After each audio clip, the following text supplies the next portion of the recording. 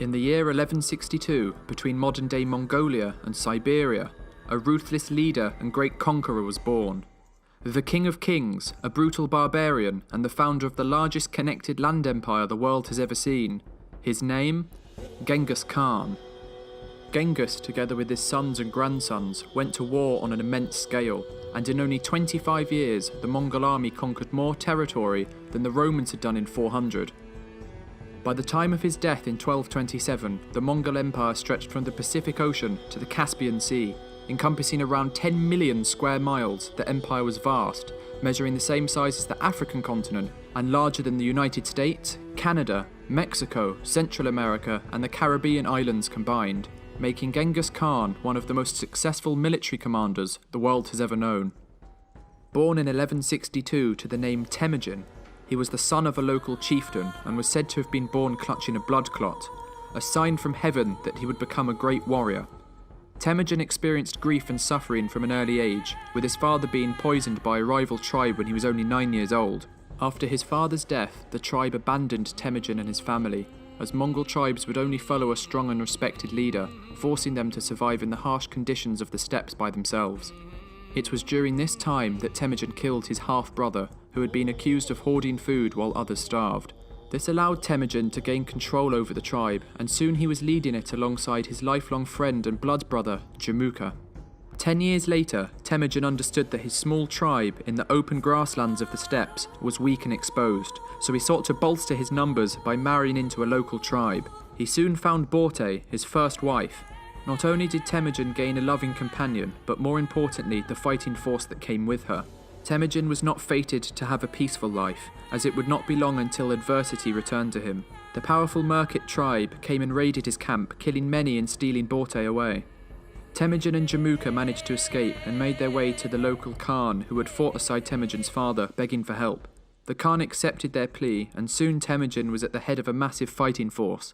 Shortly after, he took swift and decisive action against those who wronged him. Heading to the Merkit camp in the mountains of northern Mongolia, he slaughtered the offending tribe, taking his wife back in the process. These cruel conditions Temujin faced in his earlier years helped shape him into the fierce warlord he was to become, and taught him not only how to deal with his enemies, but also the value of forging friendships and alliances. As time progressed, the tribe became divided, as the fundamental differences between the two leaders became apparent. Temujin valued talent wherever it came from, whereas Genghis thought only those who had a noble birth should be respected. This led to a rift in the tribe and an eventual split, with Genghis now leading a clan of his own. It would be 2 years until the pair would meet again, in which Genghis' men slaughtered Temujin's unprepared and outnumbered tribe. The generals Genghis captured also faced a gruesome death, being boiled alive. When Temujin found out what had happened, he was furious, and it said from that day on he would seek revenge and pledge never to be defeated again. In 1204, the two finally fought each other in a pitched battle, which would be crucial for the survival of the Mongol people and would determine Temujin's position as commander. Tribesmen were trained in both archery and horsemanship, and when the battle began, they used this to deadly effect. Bows were made from wood and animal bone and had a shooting range of 500 yards. The military ranking was also based on the idea of meritocracy, so it was in this battle that Temujin proved his military genius. He told each warrior to light 5 fires on the eve of the battle, so Genghis scouts would report an immense fighting force, striking fear into the heart of the enemy. As dawn broke, both armies advanced, and when close enough, Temujin's forces unleashed a barrage of arrows and used cavalry charges to demolish Genghis' army. He then feigned retreat with some of his squadrons, luring his foe into a planned ambush where they were promptly slaughtered. This led to a decisive victory over his former blood brother, who fled from the battle. Genghis was later betrayed by 2 of his generals and brought before Temujin. When he refused the second chance Temujin offered him, he was given an honourable death, and finally the Mongols were unified under one leader. To honour this great achievement, Temujin was granted the title of Genghis Khan in 1206, meaning universal leader. Genghis Khan soon turned his attention to the vast Chinese dynasties in the east. He knew the emperor would never allow such a strong and unified Mongolia on his borders, and so decided to take the first strike. Heading into China, the Khan's army plundered, raped and killed any who stood in their way until they reached the capital of the north, Zhongdu, now called Beijing. The city was one of the most advanced in the world, sporting 40-foot high walls that were completely alien to the nomadic Mongols. To get into the city, Genghis Khan used captured Chinese engineers to design siege equipment and camped outside the walls, cutting off vital supply lines. This lasted for so long that the Chinese began to starve to death by the thousands, many turning to cannibalism. When the Mongols went to take the city, they met reduced resistance and were able to take it with relative ease. This led to a month of plunder and destruction that enhanced Genghis Khan's reputation as a bloodthirsty murderer and brought the Mongol Empire to new heights. His army continued west after the conquest, managing to reach Eastern Europe, showing little sign of slowing down. Genghis Khan died in 1227 during his final conquest into China. According to the secret history, his last words were, "I have conquered for you a large empire, but my life was too short to take the whole world. That I leave to you."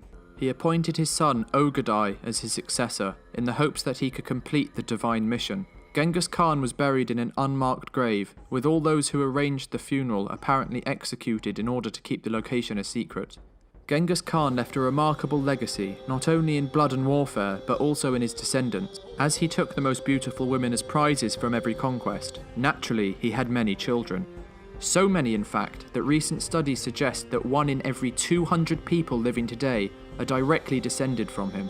Under Genghis Khan's rule, there also developed a complex and sophisticated society, which paved the way for modern-day civilization. The Mongols disregarded race, ethnicity, and class, creating a society based on meritocracy, where individuals were rewarded on ability and talent above all other things. They also practiced religious tolerance, allowing the Mongol Empire to become one of the most diverse in history. In an attempt to unify the feuding tribes of Mongolia, Genghis Khan gave land to each tribe and established a legal system where he laid out uniform punishments so as to create a combined society that abided by the same laws. He also forbade the enslavement of any Mongol, helping to solidify equality for all citizens. He also offered protection for the merchants travelling across his empire, leading to the re-establishment of the legendary Silk Road that enabled the transportation of goods and technology from east to west.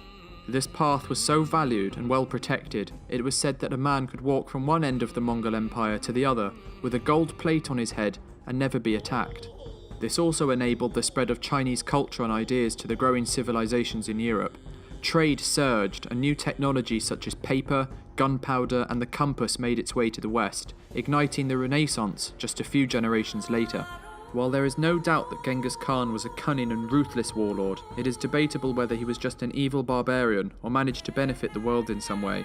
While there is truth to the idea that he was a genocidal maniac, he also created a diverse and equal society under which the trade of both technology and culture flourished. In this way, Genghis Khan started an empire that had a wide and long-lasting impact on civilization in both the East and the West, the repercussions of which can still be felt today.